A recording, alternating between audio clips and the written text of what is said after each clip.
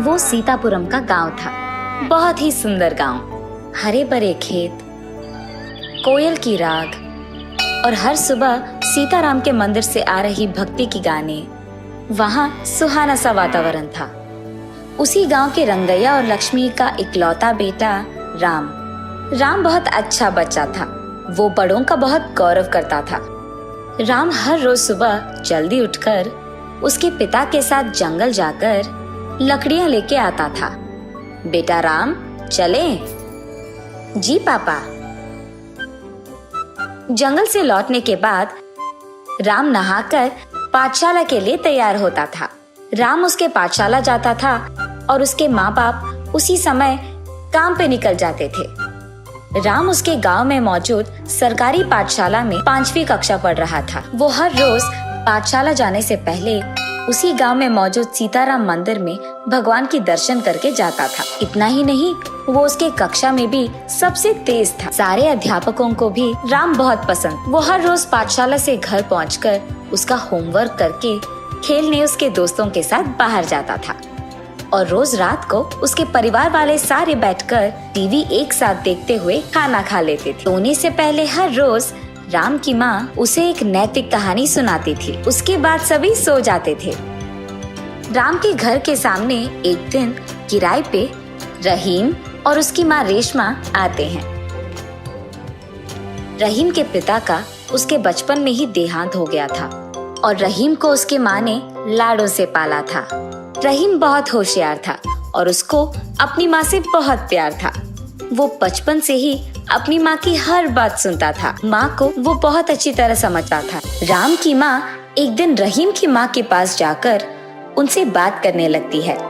ऐसे मेरा बेटा भी इसी गांव के सरकारी पाठशाला में 5वीं कक्षा पढ़ रहा है भाभी।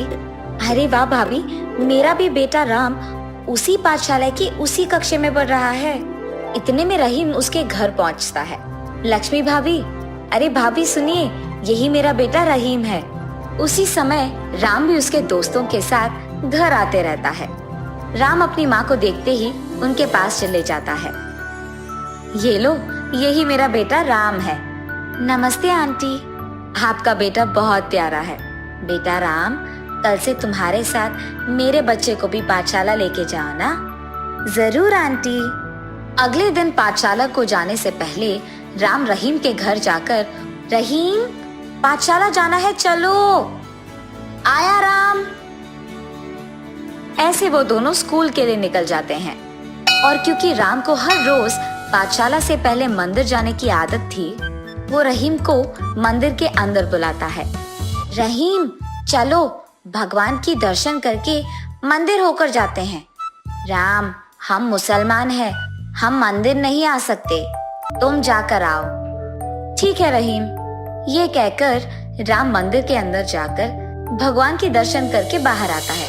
उसके बाद वो दोनों पाठशाला चले जाते हैं।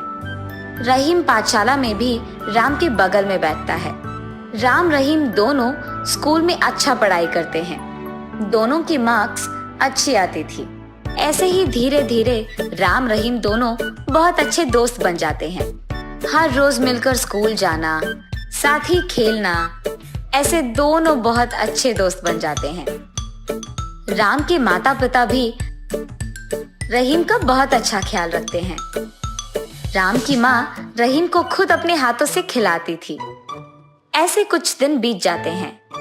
ऐसे ही एक दिन जब राम पाठशाला से पहले मंदिर जा रहा था, उसे अचानक एक प्रश्न सूझता है। रहीम मंदिर क्यों नहीं आता है? तब राम रहीम से ऐसे पूछता है, रहीम तुम मंदिर क्यों नहीं आते हो?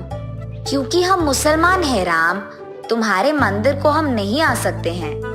और ये बात छोटे राम को समझ में नहीं आता। उसे हर हाल में रहीम को मंदिर के अंदर लेके ही जाना था।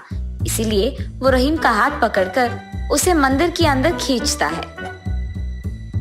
दोनों भगवान के पास जाते हैं। वहाँ मौजूद पंडित रहीम को देख ऐसे कहते हैं, अरे ये क्या है राम, इसको यहाँ लाए हो?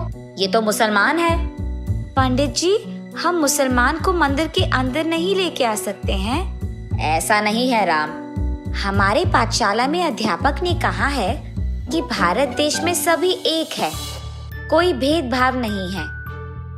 वो सब पढ़ाई के लिए होता है राम। पर मेरी माँ ने भी तो सिखाया कि सबका मालिक एक है, यानी सबका भगवान एक ही होता है। वही मौजूद राम के अध्यापक ये सुनकर उसके पास जाता है। बहुत अच्छा बोला राम तुमने। पंडित जी, ये सब तो हमें बच्चों को सिखाना है। बच्चे तो भगवान का रूप होते हैं, उनको भला अलग से कैसे देखें? कुछ देर सोचने समझने के बाद पंडित जी राम से ये कहते हैं, तुम्हारे माता पिता ने तुम्हें बहुत अच्छा सिखाया राम। इतने छोटे उम्र में बड़ी सोच है तुम्हारी। चलो जाओ राम, अपने दोस्त को लेकर भगवान के दर्शन करो। और बस राम रहीम दोनों भगवान के दर्शन करके खुशी खुशी अपने पाठशाला चले जाते हैं। देखिए, हर रोज नैतिक कहानी सुनाने के कारण राम के कितने अच्छे विचार हैं। इतनी छोटी सी उम्र में उसने जान लिया कि भेदभाव नहीं होते हैं और ये कि भारत देश में सभी एक हैं। कहानी का नैतिक, बच्चे और भगवान के लिए सभी एक हैं।